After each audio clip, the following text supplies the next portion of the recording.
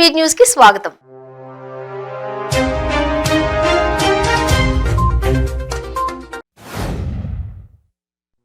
BJP ప్రభంజనాన్ని చూసి తట్టుకోలేక నిరాశకులోనే BJP ప్రజాప్రతినిధుల ఇండ్లపై కేసీఆర్ ప్రభుత్వం దాడులు చేస్తుందని పార్లమెంటరీ వ్యవహారాల బొగ్గుల గనుల శాఖ కేంద్ర మంత్రి ప్రహ్లాద్ జోషి విమర్శించారు. సూర్యాపేట జిల్లా కేంద్రంలోని వ్యవసాయ మార్కెట్ యార్డులో పత్తి మార్కెట్లో క్రయ విక్రయాలను మంత్రి జగదీష్ రెడ్డి ప్రారంభించారు.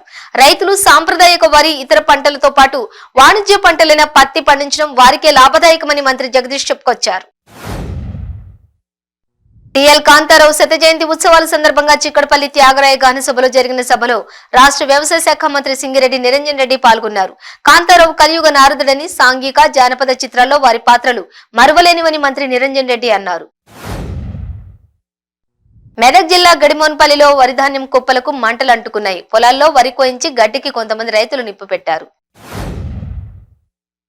నాచారం పోలీస్ స్టేషన్ పరిధిలో రోడ్డు ప్రమాదం జరిగింది. ద్విచక్ర వాహనాన్ని కంటైనర్ ఢీకొట్టిన ఘటనలో బైక్ పై వెళ్తున్న వ్యక్తి అక్కడికక్కడి దుర్మరణం పాలయ్యాడు.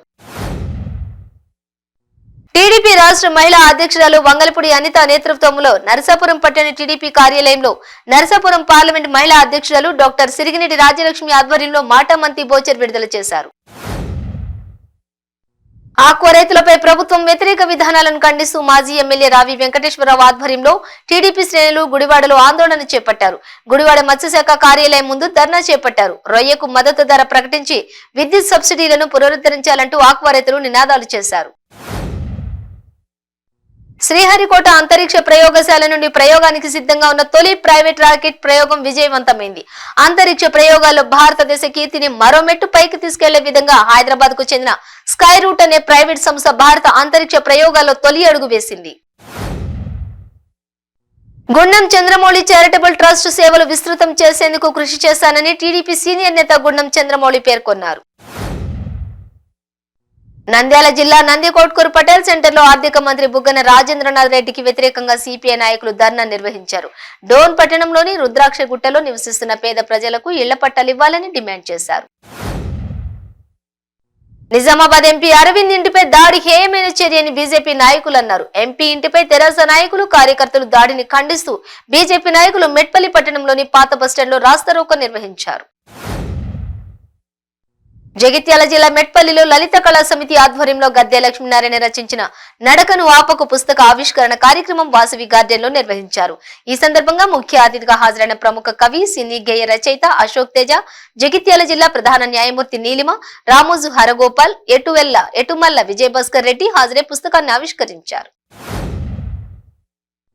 కార్పొరేట్ పాఠశాలలకు ధీటుగా ప్రభుత్వ పాఠశాలలను తీర్చిదిద్దుతామని మంత్రి తలసాని శ్రీనివాస్ యాదవ్ అన్నారు. అమీర్పేటలోని ప్రభుత్వ హైస్కూల్ ను దత్తత తీసుకుంటున్నట్లు మంత్రి ప్రకటించారు.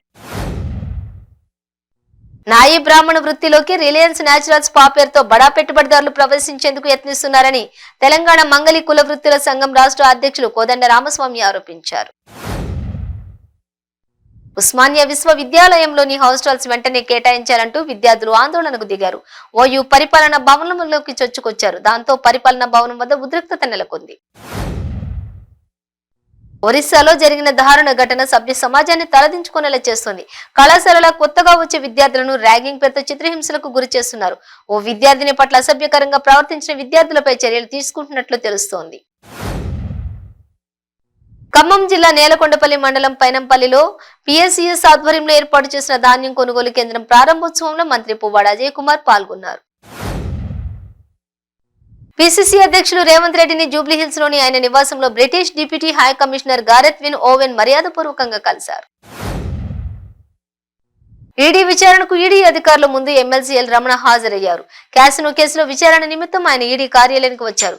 విచారణకు రావాల్సిందిగా ఇదివరకే ఎమ్మెల్సీ రమణకు ఈడీ అధికారులు నోటీసులు ఇచ్చారు.